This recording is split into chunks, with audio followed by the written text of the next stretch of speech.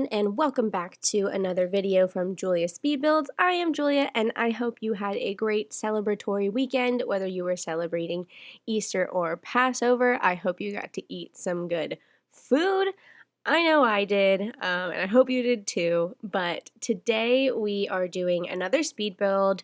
This is a tiny get-together house. I'm calling it Tiny Windenburg House because it sounds better. Windenburg is a great name for like a city. Is it supposed to be named after like a Germany or somewhere? I'm not entirely sure, but I really like it. But we're building a little Tudor, a tiny Tudor style house with only base game objects and get together objects. I did mess up twice and I accidentally used two of the same overhead lights on the second floor a lot later into this build. Because I have to reset the criteria of build objects that it shows me every now and again, and I guess when, you're a couple hours into a build, it slips your mind, even though that's like the whole goal that you've been building with the whole time. So, I'm not perfect, slipped up, but it's only two overhead lights, and they are from City Living. They wouldn't be that hard to replace, just for the game on its own to replace. So I hope you forgive me for that.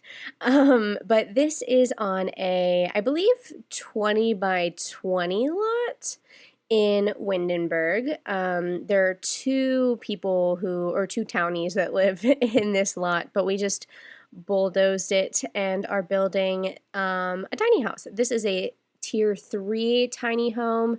And I made that decision to carve out that front doorway knowing that it would take a lot of my tiles away, but I really enjoy how this house looks like on the outside, and I ended up really liking how it's decorated on the inside. I had to kind of use some little diagonal walls in order to make it work, which is a little bit weird. I don't know if y'all are going to be into it or be like, I don't know if I like this.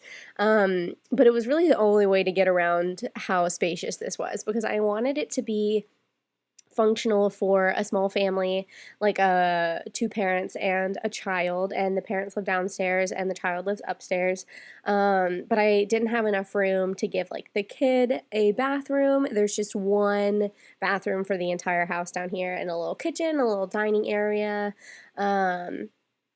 So yeah, it has everything you need. Everything is functional in this. I play tested it when doing the walkthrough images that are at the end of every video I do. And all of the desks, all of the kitchen appliances, and all of the beds and everything are able to be accessed by your Sims, which is good because it's kind of tight squeezed in here a little bit. And especially some of the doorways too are on a diagonal, and then I put stuff on the walls next to them, so I was a little bit worried, like right there with that dining room table next to the bedroom door. It worried me a little bit, but everything works, which is nice. So yeah, we are going and furnishing the bathroom now. This is probably one of my favorite bathrooms I've built in The Sims. I don't know why. I think it was because I used a different sink than normal, and I really like that round mirror that comes with Get Together. And so I really like just the whole vibe of this room in general. I could have made it smaller if I needed the space, but I think it's interesting when you're trying to figure out floor plans for tiny homes is sometimes in order to make other rooms functional, you have to kind of make rooms bigger sometimes. I don't know how it works, but it's just like the distribution of tiles to rooms. Sometimes you have to give more tiles to a room than you think, or else that kitchen would have felt weird if it had just been 2 tiles backwards. What would I have done with that extra space? I have no idea. And then I couldn't have just added it to the bedroom because the tiles that I needed by the bedroom aren't there. Anyways, so we added that little shelf in the bathroom and kind of catty-cornered it, which I liked a lot. And then we're able to put a little plant down and some other clutter, like the little toothbrush holder and a little shower caddy, you might call it, of little toiletries. And I thought it looked really nice in this space, and the rugs underneath it were kind of weird. I didn't know if I was going to dig the L-shaped thing, because when you think about when you need a rug for a bathroom, I think you think to put it right in front of the shower so you can dry your feet off when you get in there, but it didn't really look right if I like pushed it actually in front of the shower. So I just filled up as much space as I could with it being realistic. So this is the parents' bedroom, and this is where it is kind of weird with the like big diagonal wall, which works. It is functional, but it still kind of like aesthetically looks a little bit odd if you're not into this. But I knew I wanted to fit a double bed in there, and so there's certain like requirements you need with a double bed. Like I knew I needed at least one like block clearance on each side. Technically you only need like half a block for Sims to be able to get there, but it meant that I needed at least like a 4 wide room, and it needed to be at least 4 deep so that the Sims can actually get in there and use the bedroom. So that's why we had to add that big diagonal, because otherwise I wouldn't have been able to fit a mirror or a dresser in there if I had not had that space. But we got it all in there. I used the Sims 3 camera at one point to help kind of rotate those objects better. If you don't know that trick, if you switch your game camera to The Sims 3 and you have move objects on, when you hold down, like if you click on your mouse and hold down your, I believe it's the Alt button. On Macs it is the Option button, I believe. You can twist it to any degree you want, instead of just the like auto locking that the Sims 4 camera does for you. So that is really useful. But anyways, we are now out in the kitchen again. I tucked this little dining space up by the stairs just because that's the best way it could fit in there. I put a little coffee shelf there, which I thought was really cute. I really love that coffee shelf. I wish I had one of those. I only just started drinking coffee recently to help myself like establish a routine, really hoping I don't start getting caffeine headaches in the near future. But I really love coffee for the flavor, so you know, you can't knock yourself for doing something you enjoy. And we've kind of established like a blue-green theme in here, which I feel like I do a lot. I love blue more than I care to admit. If you had to ask me my favorite color, I'd say it's purple, but I definitely decorate with more like teals and pastel blues. But I really liked how all of the like dark woods and metals and blacks went with like the teals. So we went with those. When we get upstairs, we do a little more like reds and everything, but I chose blue down here, and also green in that in the parents' bedroom. Green's such a like peaceful color. I really love green.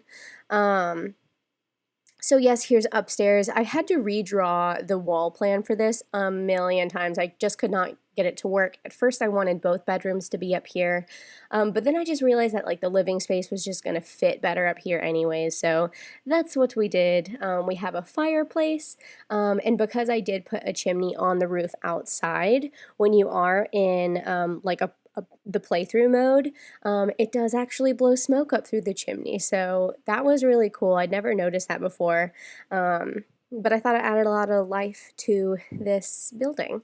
And then we've got just a single bed up here for maybe even like a guest or a child. I don't know how y'all would like to play through this, but there's a bedroom here should you choose to use it. This build is on the gallery. It is also titled Tiny Windenberg House, Small Windenberg House. No, it's a tiny home, so it's Tiny Windenberg House. And I actually really liked the color swatch on that dresser with the cubes a lot. I feel like I don't normally play with those cubes, but it worked with this color swatch because it was still childlike. Like I knew it was a kid's piece of furniture, but it was really like downplayed with the lighter like mid-tone woods, which is really nice. I also put that little portrait in there thinking, maybe this is one of their parents' portraits from when they were a kid. Maybe it's a portrait they had when they were a kid, but I did try to make the room pretty like genderless in its decorating, which I feel like sometimes can make kids' rooms that are like, if you make a kid's room that is trying to be genderless, it's sometimes like very formal looking, but I think we kind of stayed away from it a little bit. And yeah, so now we're on to this living space. There's not a lot of seating in this house, but with only like 3 people living in it, like there's definitely room to entertain. And I really liked this little hutch. I didn't like how far back the couch was sitting in that little nook. So I put a little table. I think it's supposed to be like an entertainment stand or like a front hallway stand, but we put it behind the couch so you can actually place stuff on top of it and decorate, and then also scoot the couch forward a little bit, and it worked out really well. I also love this get-together fireplace. I think it's supposed to be like Scandinavian themed. But it's really like modern and functional, and I really enjoyed it. I changed the color swatch on it like a million times though, which probably wasn't as productive as it could have been, but oh well. So we put a TV there, we've got a desk there. See, here's where I put the city living lights, and I just completely, it just went over my head at that point. I think I already assumed that the like filter items I'd put in there were still applied, but they were not. I was wrong. And we just kind of swoop through this house one more time, making sure that the windows on the outside kind of match where they need to go on the inside, because I was having some difficulties with that, with like walls cutting off windows just in the middle of them, which is like, there's something that little Simsy said the other day that was like, you think you're done with the outside, but you do your floor plan, you realize you're always tweaking things, and it's like, oh yes, yes you are, especially like with windows. I never even used those windows we just put in the bathroom and the bedroom before, but you know, they were perfect for that time, and I didn't know until right at the end that I was going to need to use them. So I'm putting hedges up as a fence now, and this is kind of like a style element that I took from the house that was originally on this lot beforehand. They had like a hedge around the house and then like another fence around it and then like a garden in between them, and I thought that was like really cool. It kind of reminded me of like a hedge maze, but not really. It was just for decoration.